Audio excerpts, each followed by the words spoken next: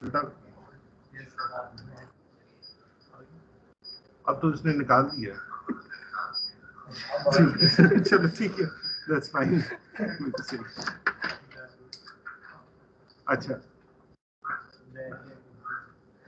इसको नीचे करना है।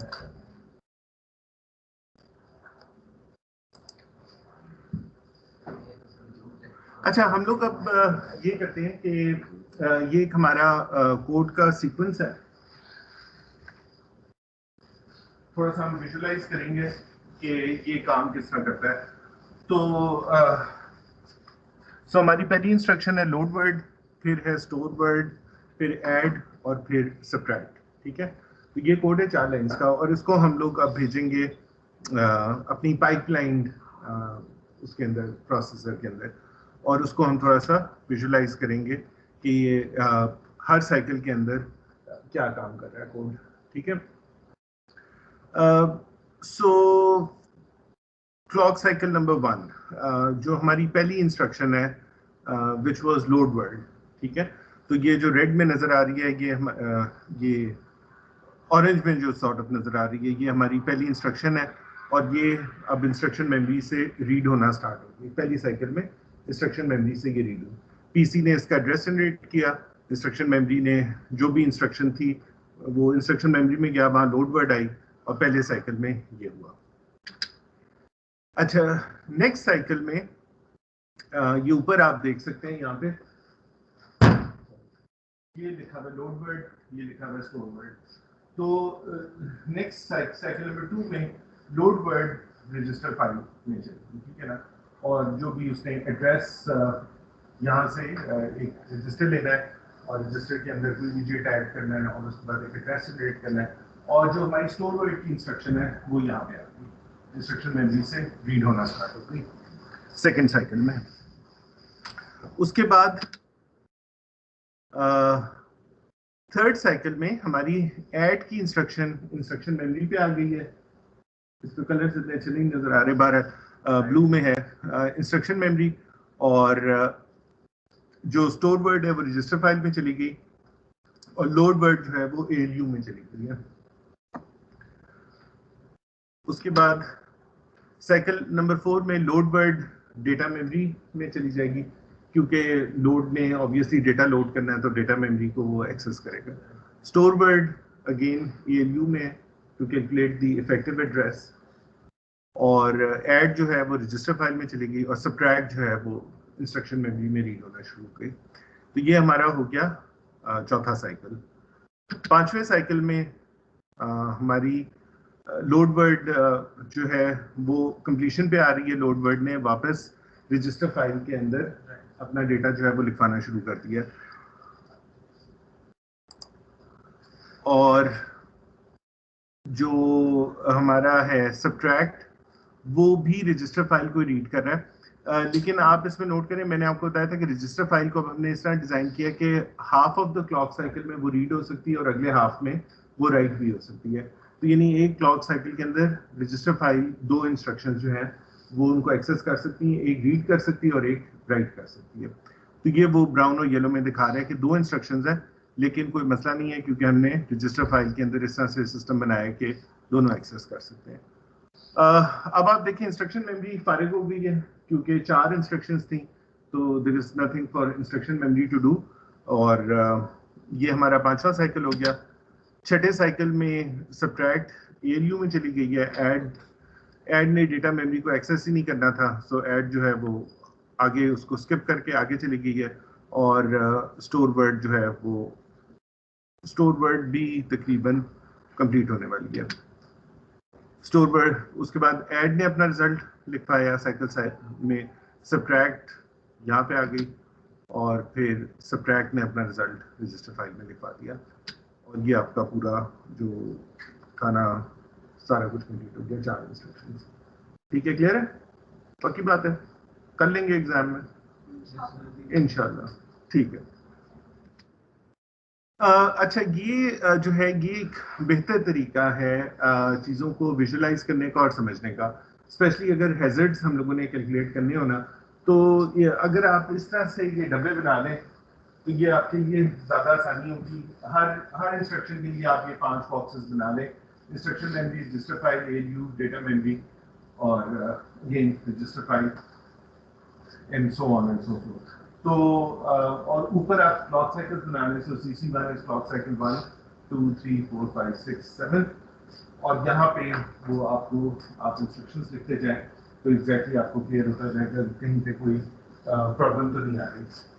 सो दी ओनली इशू जो यहाँ पे आप देख सकते हैं, ये साइकिल 5 में रजिस्टर फाइल, ये लोड वर्ड भी रजिस्टर फाइल को यूज कर रही है और जो सब्ट्रैक्ट की इंस्ट्रक्शन है वो भी रजिस्टर फाइल को कर रही है, लेकिन रजिस्टर फाइल को हमने ये डिवाइड किया हुआ है।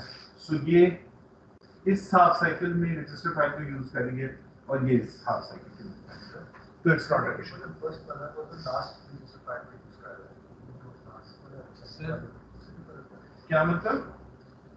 जो फर्स्ट में है वो तो लास्ट वाला रजिस्टर फाइल ही यूज कर रहा है। नहीं, रजिस्टर फाइल ये तो यही है, ये दोनों ये एक ही हार्डवेयर है, लास्ट ईयर बस तो उसका कहने का मतलब है कि मतलब यहाँ पे सेकंड हाफ में यूज हो रहा है रजिस्टर हाँ। और सेकंड साइकिल में भी सेकंड हाफ में यूज हो रहा है। नहीं, देखिए यहाँ पे जब वो रीड कर रहा है तो सेकंड हाफ में कर रहा है, यहाँ पे लोड वर्ड रीड कर रहा है, लोड वर्ड जो है यहाँ पे रीड कर रहा है, रीड सेकंड हाफ में हो रहा है, यहाँ पे लोड वर्ड राइट कर रहा है, राइट फर्स्ट हाफ में हो रहा है, ठीक है। सो अगर मैं यहाँ पे देखूं तो क्या हो रहा है, ये राइट फर्स्ट हाफ में इसने कर दिया और सेकंड हाफ में इसने रीड किया इस इंस्ट्रक्शन में, सब्ट्रैक्ट में, इसलिए कोई प्रॉब्लम नहीं है, ठीक है ना। सो ये देखें, ये फर्स्ट हाफ और ये सेकंड हाफ, सो रीड आप सेकंड हाफ में कर रहे हैं, राइट आप फर्स्ट हाफ में कर रहे हैं, so that is why there is no problem. अगर ये दोनों इस एक ही हाफ में होते, यहाँ पे होते, तो फिर हाँ आपका एक स्ट्रक्चर है, ठीक है। हाँ, एग्जाम में भी आप यही बनाएंगे, यहाँ से आप स्ट्रक्चरल हैजर्ड्स या डेटा हैजर्ड्स या कोई भी चीज जो है वो आइडेंटिफाई कर सकेंगे इस डायग्राम से। सर मतलब आपने ये नोट 4 इंस्ट्रक्शन दे देनी है, हाँ। हमने ये आपको डायग्राम में अच्छा, मैंने आपको ये 4 इंस्ट्रक्शंस दे दी और मैंने आपको कहना है कि जी चलिए मुझे बताएं इनमें कोई हैजर्ड है या नहीं है। अब हैजर्ड्स 3 तरह के हो सकते हैं, एक स्ट्रक्चरल है, ठीक है, स्ट्रक्चरल तो इनमें होता ही नहीं है, जो पाइपलाइन हमने जिसमें बनाई हुई है इसमें स्ट्रक्चरल हैजर्ड नहीं होता, बाकी रह जाते हैं आपके डेटा हैजर्ड और कंट्रोल हैजर्ड, वो हो सकते हैं। तो डेटा हैजर्ड आपने आइडेंटिफाई करना होगा कि कोई ऐसी इंस्ट्रक्शन तो नहीं है जो प्रीवियस इंस्ट्रक्शन जो रिजल्ट, मतलब यहाँ पे T0 जनरेट हो रहा है, तो क्या ये इंस्ट्रक्शन T0 को तो नहीं इस्तेमाल कर रही, या ये तो नहीं कर रही, या ये तो नहीं कर रही, अगर नहीं कर रही तो कम अज कम इसके ऊपर कोई डिपेंडेंसी नहीं है। फिर आपने देखना, अच्छा ये T3 यूज कर जनरेट कर रहा है, तो क्या अगली इंस्ट्रक्शन T3 को तो नहीं इस्तेमाल कर रही, एंड सो ऑन। फिर इधर आपने देखा T5 है, तो ये इंस्ट्रक्शन T5 को तो नहीं कर रही इस्तेमाल, तो इस तरह से 1 बाय 1 आप डिपेंडेंसी देख सकते हैं, कहीं हो तो आइडेंटिफाई कर लेंगे, ठीक है। एग्जाम से ज्यादा ना, एग्जाम की इतनी फिक्र ना करें कि सवाल क्या आएगा, आप सब चीज को समझें, असल बात ये है कि आप इस पूरे कॉन्सेप्ट को समझें, बाकी एग्जाम तो होता रहेगा, एग्जाम का तो कल को जब आप बड़ी कॉम्प्लिकेटेड प्रोग्रामिंग कर रहे होंगे तो उसमें ये सारी चीजें आपके ज़हन में होनी चाहिए, ये पैरेलल प्रोसेसिंग किस तरह होती है, क्या होता है, डिपेंडेंसी कोड किस तरह लिखा जाता है, कोड की डिपेंडेंसीज अगर बहुत ज़्यादा हो तो वो नहीं चलेगा तेज, आपका कोड ठीक होगा लेकिन वो चलेगा नहीं, तो उस वक्त आपको समझिए, अगर जिसने ये नहीं पढ़ा था तो उसको समझ नहीं आएगी कि मेरा कोड क्यों स्लो चल रहा है, क्योंकि उसमें हैजर्ड्स आ रहे हैं बहुत ज़्यादा। तो ये उस पॉइंट ऑफ व्यू से हम सब कुछ लर्न कर रहे हैं।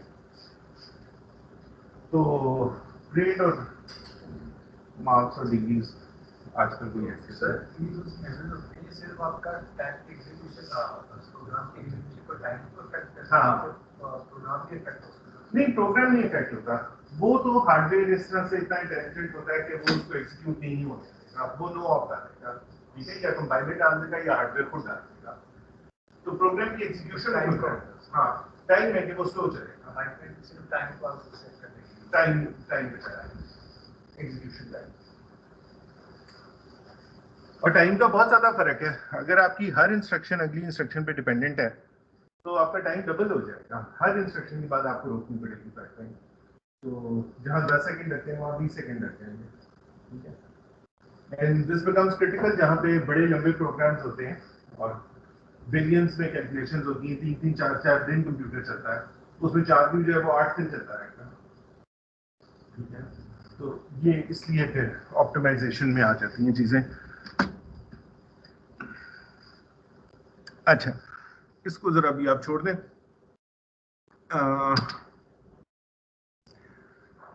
अच्छा, ये अगली कुछ स्लाइड्स हैं, इनको हम लोग जनरली स्किप करेंगे। मैं वैसे आपको बता देता हूँ क्योंकि मैंने कहा था कि हम इसमें कंट्रोल को अब स्किप कर रहे हैं। हमारे पास सिर्फ 2 हफ्ते और रह गए और अभी मैंने कैशेस भी कवर करनी है, और अगर मैंने कंट्रोल भी बढ़ा दिया तो फिर आप लोगों के लिए टेंशन में बहुत इजाफा हो जाए हैं। चलें कर दें यार, कोई बात नहीं, और करें। नहीं, मकसद तो आसान है, वो कंट्रोल, हाँ वो ओके, तो वो आता है कंट्रोल के अंदर, ये भी कंट्रोल नहीं आता है। मैं सिर्फ भी आपको ये कह रहा हूँ कि इसको बस आप जनरली समझ लें, लेकिन मैं एग्जाम में आपको इससे क्वेश्चन नहीं दूंगा क्योंकि अगर ये हुआ तो फिर आपके लिए बहुत ज्यादा प्रॉब्लम हो जाएगी, मुश्किल हो जाएगा कवर करना। हम ऑनलाइन पढ़ते रहे, अगर ऑनलाइन क्लासेस ना होती तो हम इसमें एक एक सिग्नल की डिटेल्स के अंदर जाते हैं कि किस तरह जनरेट हो रहा है, लेकिन फिलहाल हम सिर्फ बस अज्यूम करेंगे कि ये जनरेट हो रहा है, हम इतनी डिटेल में नहीं जाएंगे। तो ये गेम वो दिखा रहे हैं, ये जो येलो में आपको लाइंस नजर आ रही हैं, ये इसकी कंट्रोल लॉजिक है। और ये जो कंट्रोल लॉजिक है, इसको इनपुट क्या आती है, आपकी इंस्ट्रक्शन, ठीक है। उस इंस्ट्रक्शन को वो डिकोड करके उसको पता लग जाता है कि कौन सी इंस्ट्रक्शन है, उसके हिसाब से वो उनके जितने भी कंट्रोल सिग्नल्स हैं जो इन सबको जाते हैं उनको जनरेट करता है। ये कंट्रोल सिग्नल्स कौन से हैं, ये आपके ALU के हैं, ये आपके मक्सस की सारी सिलेक्ट लाइंस हैं और बाकी सारा कुछ है। तो इंस्ट्रक्शन देख के कंट्रोल को पता होता है कि इस इंस्ट्रक्शन में किस पाथ से गुजरना है कंप्लीट होने के लिए, और उस पाथ के लिए वो सारी चीजों को ऑन करता है, ठीक है। पाइपलाइनिंग में कंट्रोल में फर्क क्या होता है, तो ये हम अभी ये स्किप कर रहे हैं, ये वो थे कि ALU ऑफ के क्या है इंस्ट्रक्शंस और codes, so we just skip them for now.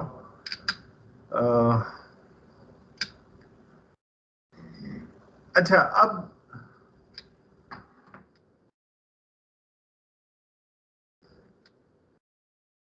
ये स्लाइड हम देखते हैं। ये भी आगे थोड़ी सा कंट्रोल की मैं आपको डिटेल्स बताना चाह रहा था कि जब सिंगल साइकिल इंप्लीमेंटेशन थी ना, तो कंट्रोल सिग्नल, क्योंकि सिर्फ एक ही instruction at any given time processor में थी, ठीक है, तो कंट्रोल सिग्नल ने कंट्रोल्स जनरेट कर दिए उस इंस्ट्रक्शन के लिए और सारे मकसद उसके हिसाब से उसने सेट कर दिए। इंस्ट्रक्शन इन यूनिट्स में से गुजरती थी, जो पाथ उसके लिए सेट हुआ था वो एग्जीक्यूट हुई और कंप्लीट हो गई, दैट वाज सिंपल। अच्छा, अब जब आप पाइपलाइनिंग करेंगे तो कंट्रोल भी कॉम्प्लिकेट हो गया। क्यों? क्योंकि यहाँ पे कोई और इंस्ट्रक्शन है, यहाँ कोई और है, यहाँ कोई और है, यहाँ कोई और है, यहाँ कोई और है। इसका मतलब है कि हर इंस्ट्रक्शन का कंट्रोल सिग्नल्स डिफरेंट है, राइट। सो ना सिर्फ ये कि आपने इंस्ट्रक्शन का जो इंटरमीडिएट डेटा है वो सेव करना है, बल्कि उस इंस्ट्रक्शन से रिलेटेड जो कंट्रोल डेटा है उसको भी सेव करना है रजिस्टर्स में, अदरवाइज कंट्रोल तो चेंज हो जाएगा ना।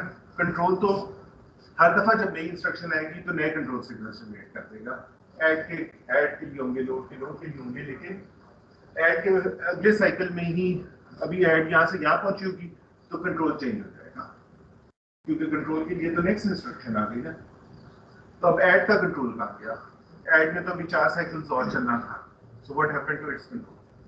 So we will save the control signal of the add instruction in this register along with this data. फिर जब वो add की इंस्ट्रक्शन अगली स्टेज पे जाएगी तो हम add का कंट्रोल यहाँ पे ट्रांसफर कर देंगे, और फिर जब add यहाँ पे जाएगा तो add का कंट्रोल यहाँ पे आ जाएगा, ठीक है, और नेक्स्ट इंस्ट्रक्शन का कंट्रोल यहाँ पे इन सो ऑन। तो बिल्कुल वही लॉजिक है कि जैसे हम उस इंस्ट्रक्शन का जो डेटा इंटरमीडिएट स्टेजेस पे जनरेट हो रहा है उसको हम सेव कर रहे हैं, उसी तरह से उसके जितने भी कंट्रोल सिग्नल्स हैं उनको भी हम साथ साथ लेके जाएंगे इंस्ट्रक्शन के। ठीक है, क्योंकि कंट्रोल हर साइकिल में चेंज हो रहा है. So we have to save the control for 5 instructions at the same time, क्योंकि हर इंस्ट्रक्शन का कंट्रोल होता है. ठीक है, क्लियर हो गया? So pipelining is complicated because ना सिर्फ ये कि आपने 5 इंस्ट्रक्शंस का डेटा इकट्ठा रखना है प्रोसेसर के अंदर, बल्कि उनके जितना कंट्रोल है हर की के कौन सा मार्क्स ऐड के लिए कौन से मार्क्स हैं, तो उस कंट्रोल को भी आपने लेके चलना है साथ साथ. और फिर एंड में जब एग्जीक्यूट हो जाएगी तो रजिस्टर्स खाली हो जाएंगे और next instruction. Any question?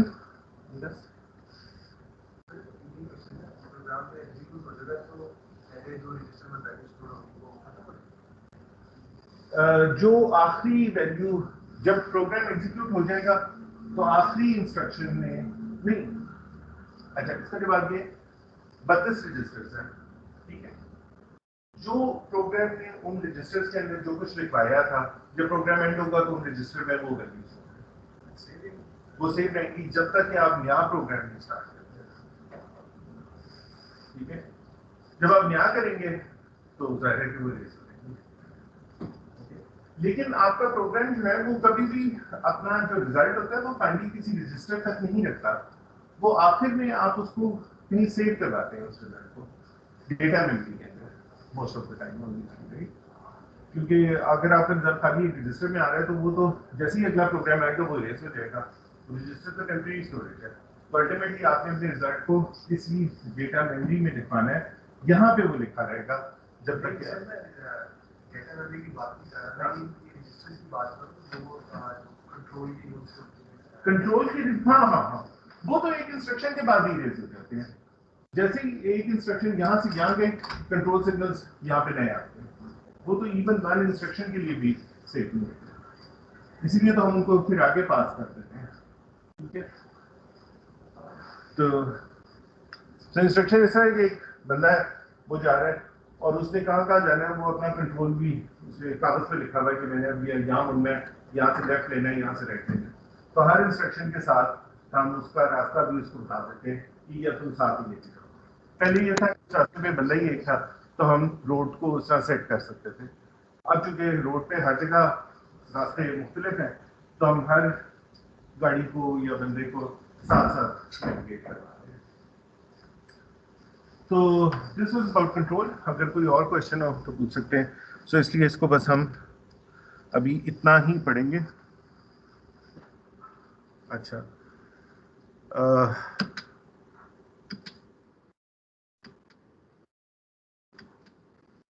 so you can skip these slides.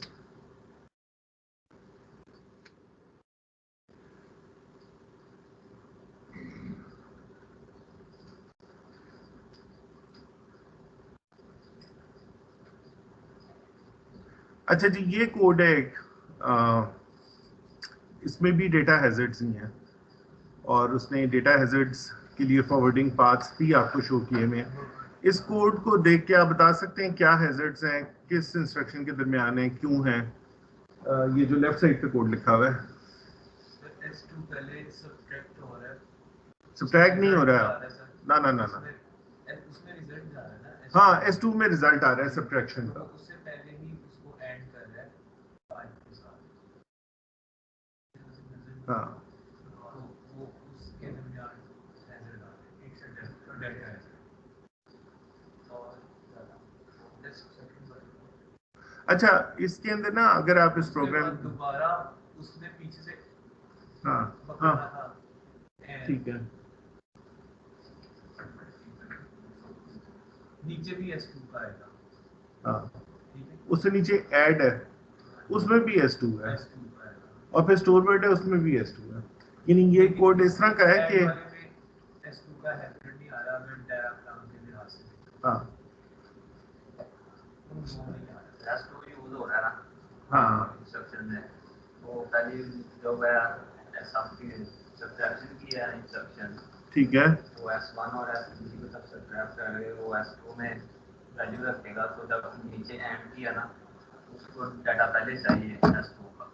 हाँ, वो एक हैजर्ड आ रहा है.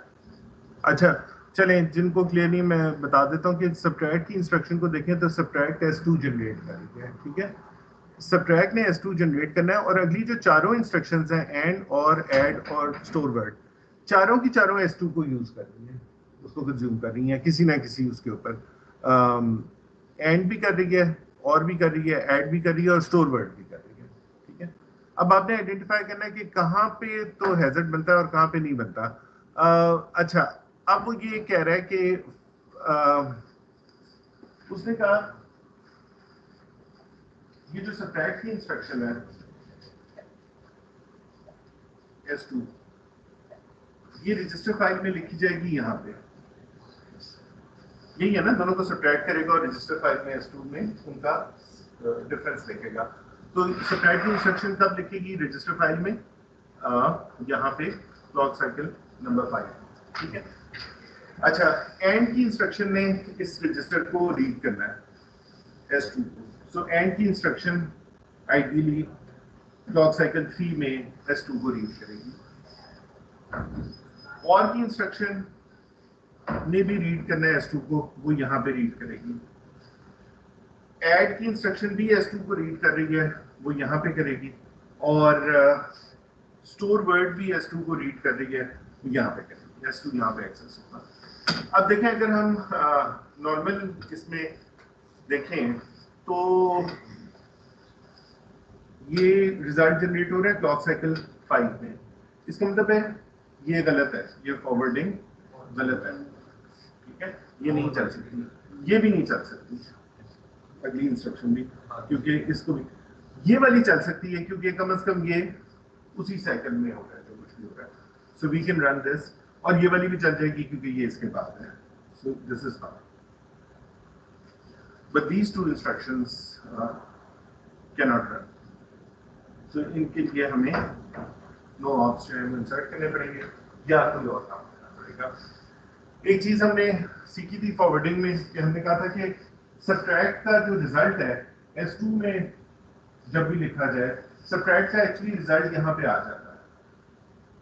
ALU में सब्ट्रैक्शन होती है ना, तो एक्चुअली S2 की वैल्यू मेरे पास यहाँ पे है, ठीक है। दूसरी चीज मैंने कहा कि ये जो एंड है, एंड को भी S2 यहाँ नहीं चाहिए, एक्चुअली एंड को S2 यहाँ पे चाहिए क्योंकि इसने ही एंड करना है, ठीक है। तो मैं एक्चुअली अगर यहाँ से यहाँ फॉरवर्ड कर दूं तो कोई हैजर्ड नहीं करता, ALU की आउटपुट को ALU की इनपुट पे फीड करता हूं, ठीक। सिमिलरली मैं ये जो है S2 यहाँ पे जनरेट हो गया है, तो मैं इसको और इसको यहाँ पे कंज्यूम होना है, यहाँ पे भी फॉरवर्ड कर सकता हूँ एंड सो ऑन। सो हम इसको फॉरवर्डिंग से एलिमिनेट कर सकते हैं, लेकिन फिलहाल हमने देखा कि अगर फॉरवर्डिंग ना हो तो हैजर्ड कहाँ पे आता है।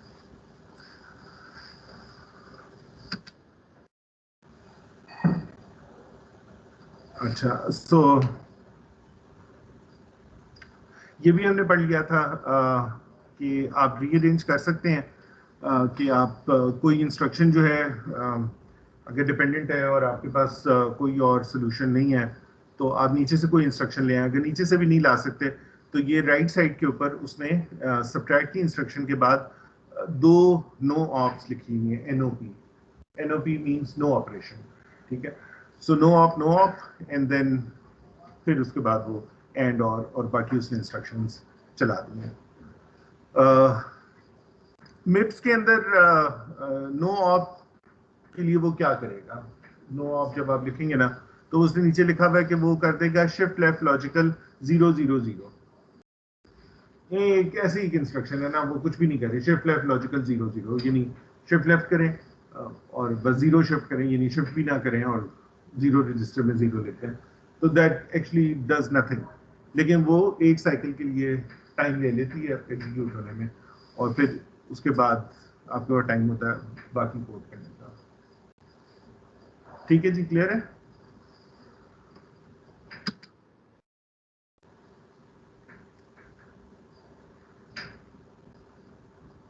सो फॉरवर्डिंग हमने ऑलरेडी पढ़ ली भी है।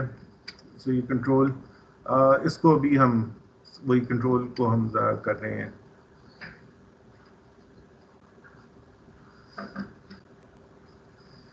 तो ये वो फॉरवर्डिंग है जो मैंने आपको अभी बताई थी। ये अब उसने कहा है कि ALU की आउटपुट से ALU की इनपुट के ऊपर वो फीड कर सकता है।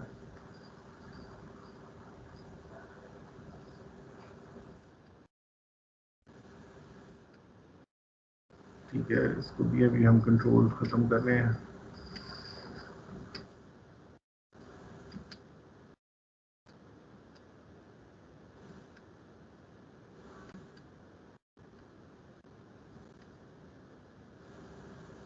ये एक हैजर्ड डिटेक्शन यूनिट है कंट्रोल के अंदर, जो जैसे ही इंस्ट्रक्शन में 2 इंस्ट्रक्शंस आती हैं और उनमें कोई हैजर्ड होता है तो ये हार्डवेयर यूनिट फौरन डिटेक्ट कर लेता है उस हैजर्ड को और रोक देता है पाइपलाइन को। तो स्टॉलिंग हमने पढ़ लिया।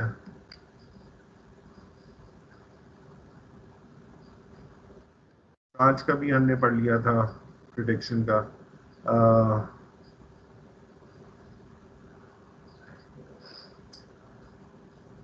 प्रिडिक्शन मैंने आपको बता दिया था ना, वही था जिसमें रुक जाता है एक्साइटेड। स्टॉल में तो आप रोक देते हैं।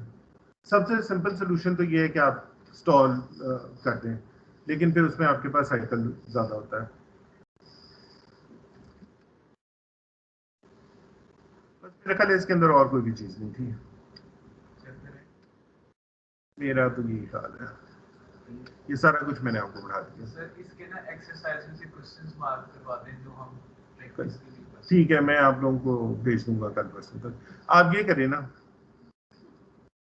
चलें एक्सरसाइज क्या है, ये सामने आपके क्वेश्चन है, निकालें पेपर पेंसिल।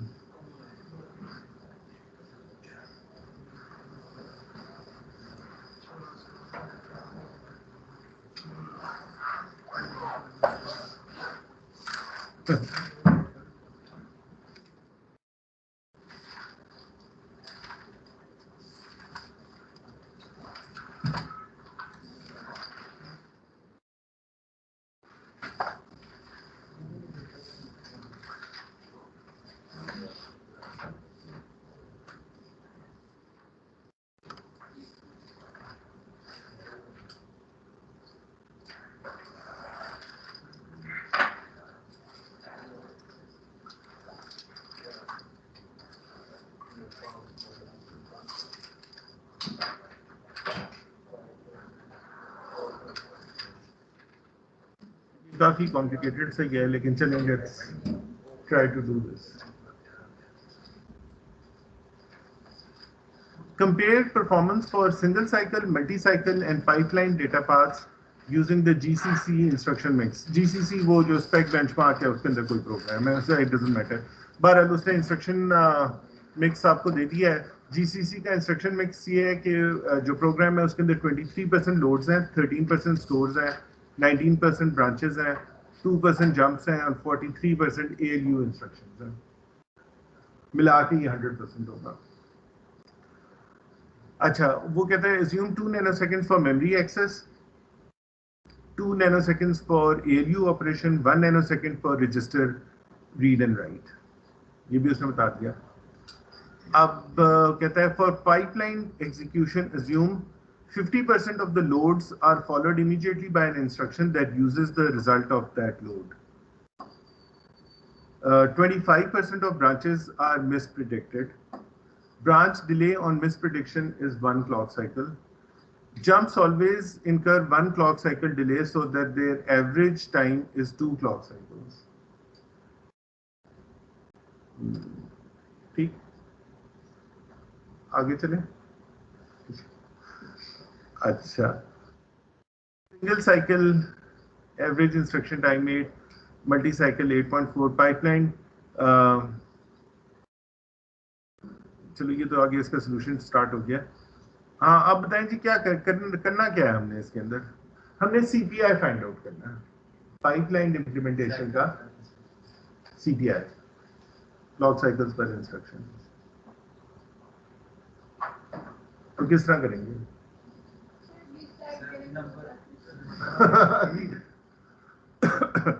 अच्छा, वैसे हम CPI किस तरह फाइंड आउट करते हैं? CPI हम देखते हैं क्लॉक साइकिल पर इंस्ट्रक्शन के कोई इंस्ट्रक्शन कितने, मतलब लोड अगर 2 साइकिल लेती है और 40% लोड है तो हम कहेंगे 2 इंटू 0.4, ठीक है। और फिर अगर 20% स्टोर्स हैं तो 0.2 फॉर 20% इंटू स्टोर जितने भी साइकिल्स लेती है, लेट्स से 3, तो ये टोटल हम करते हैं तो सीपीआई आ जाता है। ऐसा ही है ना? हाँ, उसकी फ्रीक्वेंसी कितनी है मल्टीप्लाइड बाय उसके नंबर ऑफ साइकिल्स कितने हैं। इसका मतलब हमारे पास अब जो इंस्ट्रक्शंस हैं हमें पता होना चाहिए लोड के कितने साइकिल्स हैं, स्टोर्स के, ब्रांचेस के, जंप्स के और एएलयू के। ठीक है, क्या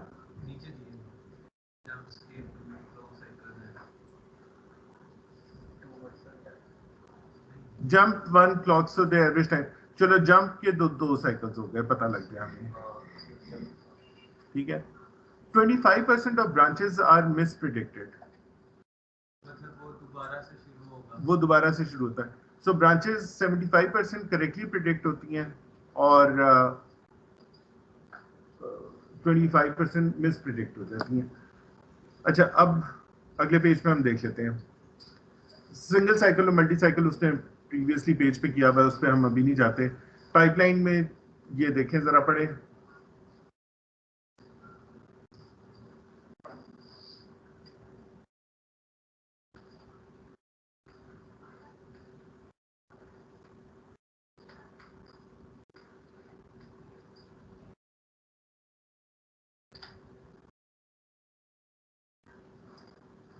लोड की जो लाइन है ना, देखें उसने कहा था कि ये for pipeline execution assume 50% of the loads are followed immediately by an instruction that uses the result of that load.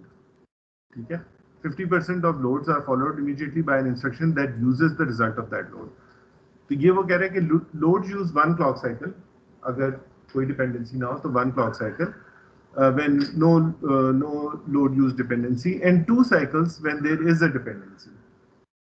ठीक है, 2 साइकिल्स क्यों? क्योंकि फिर उसको वेट करना पड़ता है ना डिपेंडेंसी की वजह से। तो 1 साइकिल है अगर कोई डिपेंडेंसी ना हो, और 2 साइकिल्स लोड लेती है अगर डिपेंडेंसी हो, और 50% ऑफ द केस में डिपेंडेंसी होती है।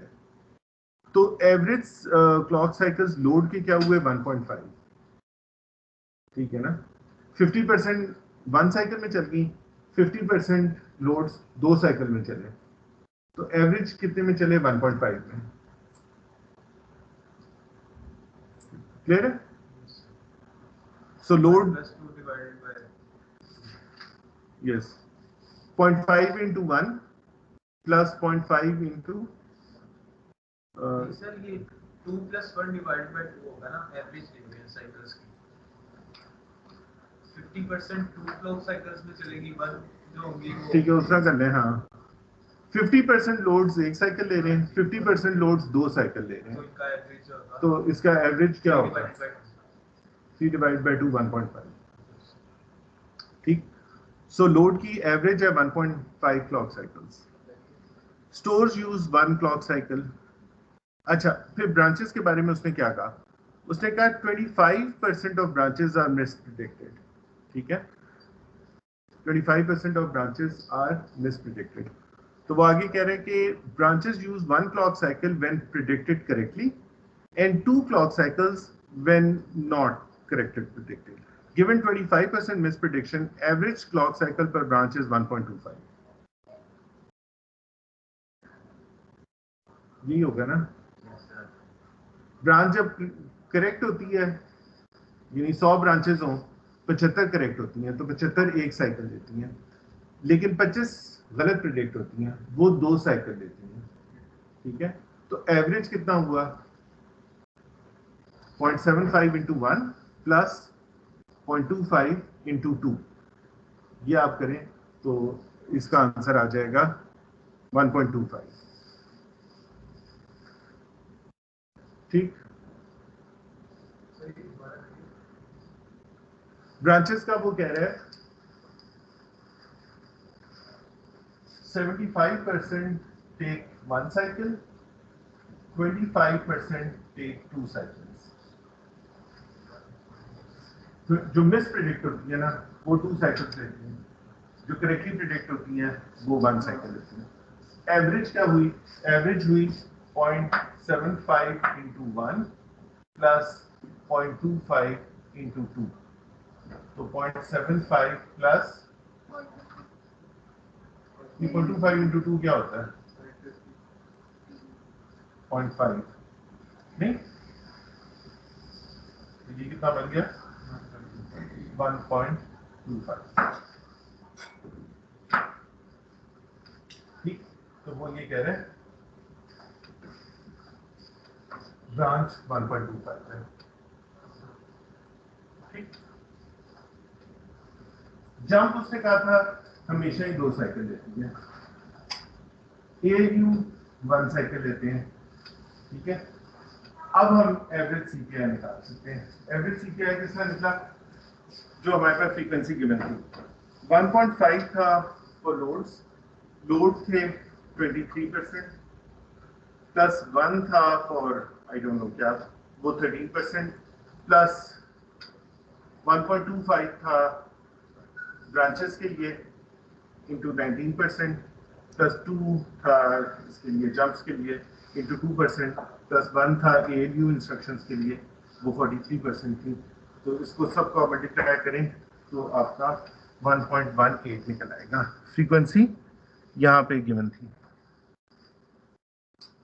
23 loads, 13% source, 19% branches, 2% jumps, 43% ALU। हमने उस फ्रीक्वेंसी के हिसाब से उनके निकाल लिए, तो हमें ये मिल गया क्लॉक साइकिल पर इंस्ट्रक्शन 1.1।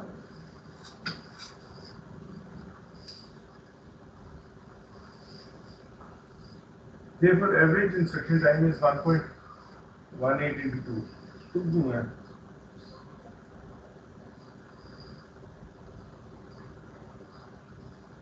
क्लॉक, अच्छा वो क्लॉक साइकिल टाइम उसने कहीं दिया हुआ होगा ना।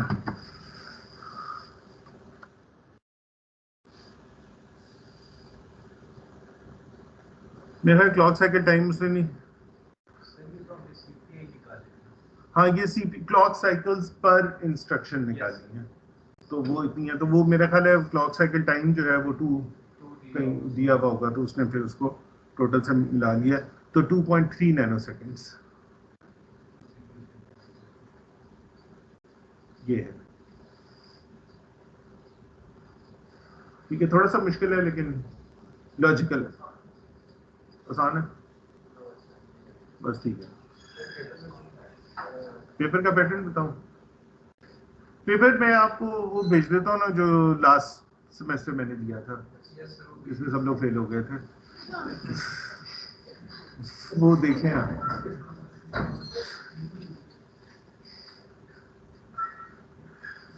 मैं भेज देता हूँ। मैंने आपको क्या 2 चीजें भेजनी है, एक पेपर इम्पोर्टेंट क्वेश्चंस, हाँ वो भी भेज दें, और तीसरे ये जो MS की स्टूडेंट्स हैं इनके लिए असाइनमेंट अपलोड, आपके लिए असाइनमेंट अपलोड, 3 काम हो गए। ठीक है, अच्छा चलें, अब आप लोग ऐसा करें कि 5 मिनट की ब्रेक ले लें, 5 मिनट के बाद हम अगला चैप्टर स्टार्ट करते हैं। चलें 10 मिनट।